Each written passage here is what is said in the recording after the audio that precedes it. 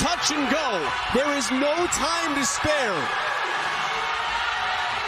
Brandon does not want to let go of a ticket in the top 5. Brandon to her final 2. Spiegel just behind. It will be interesting for Brandon. I mentioned Danny Spiegel trying to catch her. Clearly frustrated at the end of the last event. How does she mentally push past that, especially being hunted? She told us coming into this, it's fun to be hunted. It's fun to perform with a target on your back.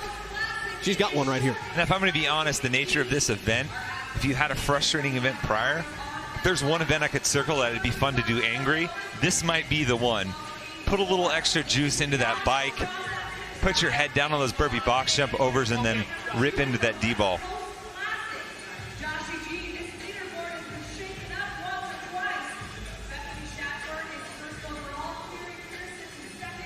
We're about 30 seconds into this event 5.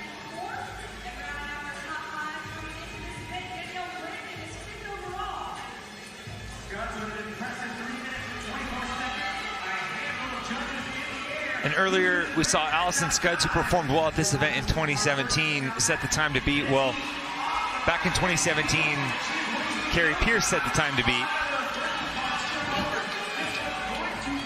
And shot out of a cannon already. We are on to the burpee box jump overs, and Danny Spiegel is flying. She is on a mission, and Tommy, she knows she needs to cover ground and is out to do so. And that's scary for the rest of the field. She's moving well in these burpee box jump overs because you know she's going to manhandle that D-ball once she gets to it. She's one of the strongest athletes, not just in this field, but in CrossFit. So if she can get through these first 2 portions, then it's pretty smooth sailing for her. And the way that Danny Spiegel is working here, considering what she's been through today, just from a physical stance, makes it all the more impressive as she continues to pull that box forward. Danielle Brandon, though, with the blue hair in lane 6, the woman that she is trying to chase down. They are neck and neck as Spiegel continues to work.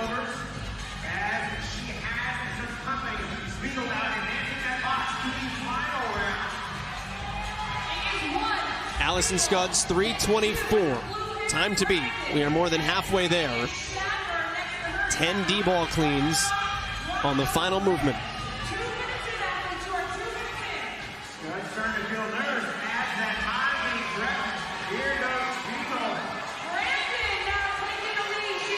And Spiegel starting to slow on these burpee box jump overs. I think Danielle Brandon is pulled just slightly ahead of her. And it's interesting, Danielle Brandon, she'll touch both her feet, then one leave foot overhead to reach with that. And here is Brandon, who is seconds earlier to the D-ball. These two going head-to-head here. They are in 5th and 6th place. This is the bubble. Between the two of them is a 19-point difference. Danielle Brandon racing ahead. Touch and go. There is no time to spare. Brandon does not want to let go of a ticket in the top 5. Brandon to her final 2.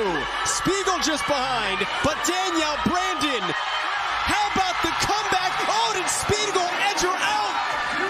So close at the 3-minute mark. Danny Spiegel is done and cooked, but she left it on the floor. That final rep. Danielle Brandon took an extra second on the way up to try and shift the D-ball. And that was just enough for Spiegel, who absolutely emptied the tank on those final 2 and dove across the finish line. Spiegel officially is ahead of Danielle Brandon. So Danny Spiegel wins by 0.3, and it looked like Brandon was going to be there. But Tommy, you're right. Those split-second hairs in a 6-minute sprint. And that's honestly why we have this chip timing here. Because of these margins, we want to be as precise as possible to pay credit to these incredibly close races. Brianna Wallen, she's on the bubble as well. 9th place coming into this. She was just 30 points out of the last chance online qualifier spot. But 3 minutes. Danny Spiegel and Danielle Brandon.